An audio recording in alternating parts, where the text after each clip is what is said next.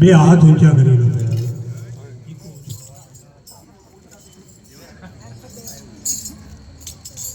બોલીએ જલારામ બાપા કી જય.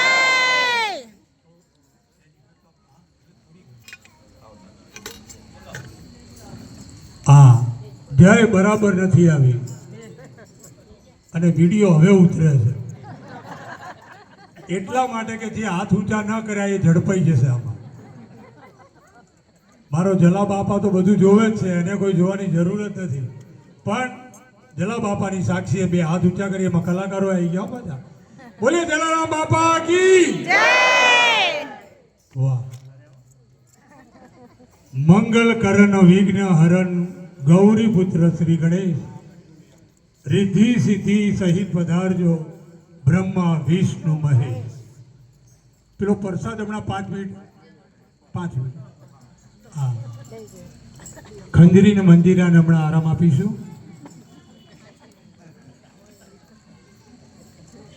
આરજી ભાઈએ જે દાનની વાત કરી ને એના માટે અમારો કવિ એમ કહે છે કે ધર્મ વધે તો ધન વધે. પછી અહીં કોઈ એકલો ઠક્કર સમાજ નથી, પણ તમામ સમાજ આ જલારામ સત્સંગ મંડળમાં જોડાયા છે. જેને જેને દાન કર્યું છે, ઘણા કે મેં નથી કર્યું, તો પણ તમે અહીં ભજનમાં બેઠા ને એ પણ દાન છે. સમયદાન. તમે અહીં નહીં કશું પથર્યું નથી, પણ ખાલી પાણીનો ગ્લાસ આગો કર્યો ને એ પણ તમે ધર્મ કર્યો છે. અને એ ધર્મ માટે અમારો કવિ એમ કહેતો હોય કે ધર્મ વધે તો ધન વધે, ધન વધે તો મન વધે, મન વધે તો માન વધે, અને માન વધે તો બાપ અહીંયા આવેલાનું બધું વધત વધી જાય. એવી જલારામ બાપાને એક કલાકાર તરીકે હું પ્રાર્થના કરું. અને આજે મુરબ્બી દશરથભાઈ, જ્યોત્સનાબેન તેમજ કેશવ ફ્લેટ મને અહીંયા નામ મળ્યા છે. અને આ જે ભજન રખાયા છે એવા પિયુષભાઈ, એમનો સમગ્ર પરિવાર, કેતનભાઈ, એમનો સમગ્ર પરિવાર આ ક્યાં બેઠા છે? બંને જણ એકવાર તાળીઓના ગડગડાટથી ફેલાવતા હોઈએ, એમના સમગ્ર ફેમિલીને. અને આ ફ્લેટની અંદર મારા ખાસ મિત્ર અને કલાકાર અવધેશભાઈ મિત્ર છે, પત્રકાર છે અને કલાકાર છે. પાછળ કાર લાગે છે. અને એમની સાથે ઘણી ટેલિફિલ્મો મેં કરી છે, ગુજરાતી ફિલ્મોમાં પોતે કામ કર્યું છે. હિતુ કનોડિયા, અનેક ફિરોજ ઈરાણી, દરેક ગુજરાતી કલાકારો સાથે જેમને સંગત કરી છે એવા રાજુભાઈ ઠક્કરના ધર્મપત્ની લીનાબેન, અને આ ફ્લેટના શિક્ષક મનુભાઈ ઠક્કર, બકાભાઈ માળી, કે સોની સાહેબ, તેમજ અન્ય સ્નેહીજનો જે આ દુનિયામાં નથી, એ સર્વેને પણ આપણે આ પ્રસંગે શ્રદ્ધાંજલિ આપીએ છીએ. એમના દિવ્ય આત્માને પરમ કૃપાળુ પરમાત્મા શાંતિ આપે એ નિમિત્તે આજ હું તમે પ્રાર્થના કરવા માટે ભેગા થયા છે. મારી એક જ નાની વાત, કારણ કે આજે ભક્તો વધારે છે અને એમાં મારા ખાસ જૂના મિત્ર બહુ સાથે કામ કર્યું છે એવા જયદેવ રાવલ પણ અહીંયા ઉપસ્થિત છે. પિયુષભાઈ, આપણા ભૂદેવ, બીજા આપણા પૂજારી સાહેબ, એ પણ અહીંયા મહારાજશ્રી બેઠા છે. તમામ કલાકારો અહીંયા બેઠા છે. ત્યારે એક જ નાની વાત કરી, પાણીને અમને રૂકાવટ કરજો 2 મિનિટ માટે. પણ જે ભાઈ પાણી આપે છે એમને તાળીઓના ગડગડાટથી વધાવી લો. આમ તો દરેક જગ્યાએ હું પાણીથી જ શરૂઆત કરું છું પ્રોગ્રામની. આ તો સારું છે, કેટલી સુંદર વ્યવસ્થા, દરેક જગ્યાએ હું વાત કરી છે, પણ આજ પાણીની વાત નીકળી છે કરી લઉં છું. આ તો બહુ સારી વ્યવસ્થા છે ને ભજન અને લગ્નમાં ફેર છે. ભજનમાં તમે જ્યાં બેઠા હોય ત્યાં પાણી આવે, ભજનમાં જ્યાં બેઠા હોય ત્યાં પ્રસાદ આવે, ભજનમાં જ્યાં બેઠા હોય ત્યાં ચા પાણીની વ્યવસ્થા હોય તો ચા પાણી આવે. લગ્નમાં જાજો લાઈનમાં ઉભા રહેવું પડે.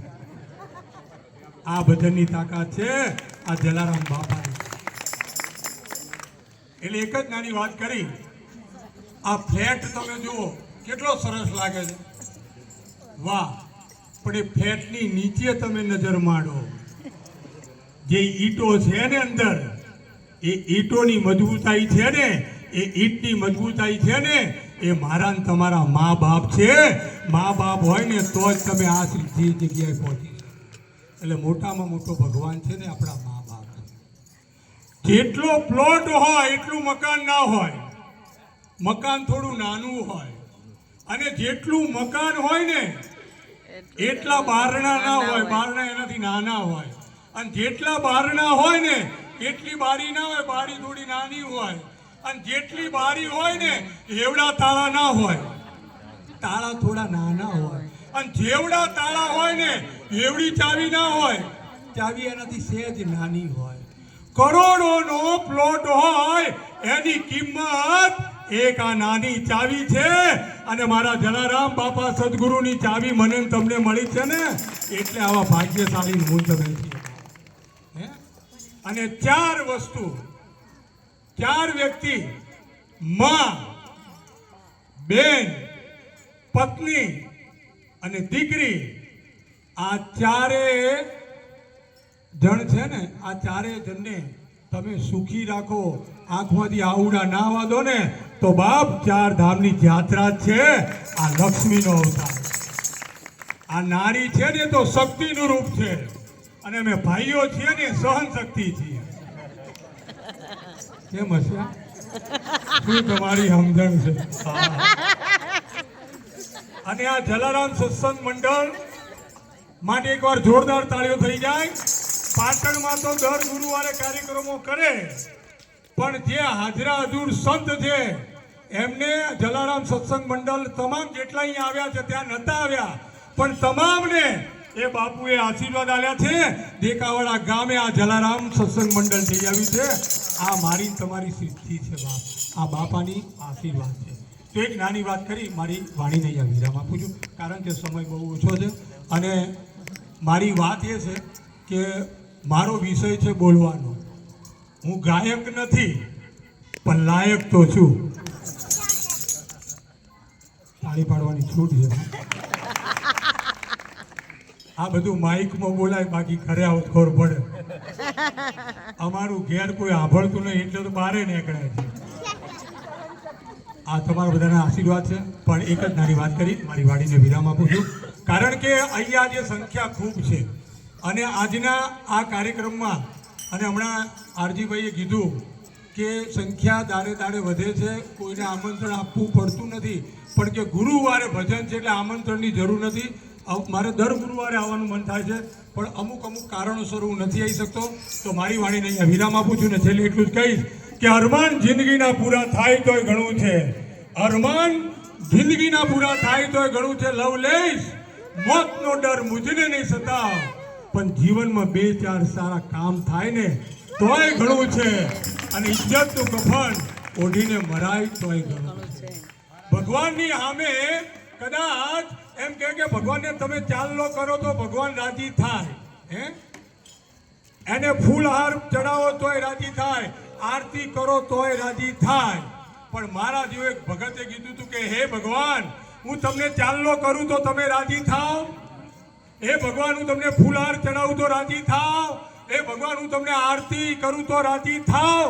અને તેથી ભગવાને કીધું હતું કે હે ભલા માણસ, તું મને ચાલલો કરે તોય રાજી થાવ, ફૂલહાર ચડાવે તોય રાજી થાવ, આરતી કરે તોય રાજી થાવ, પણ એના કરતા તું બંધાને લોકોને હસાવતો રહે અને લોકોને ભક્તિ કરાવતો રહે ને તો બાપ હું ડબલ રાજી થાવ, હું ડબલ રાજી થાવ. જય માતાજી, જય જલારામ.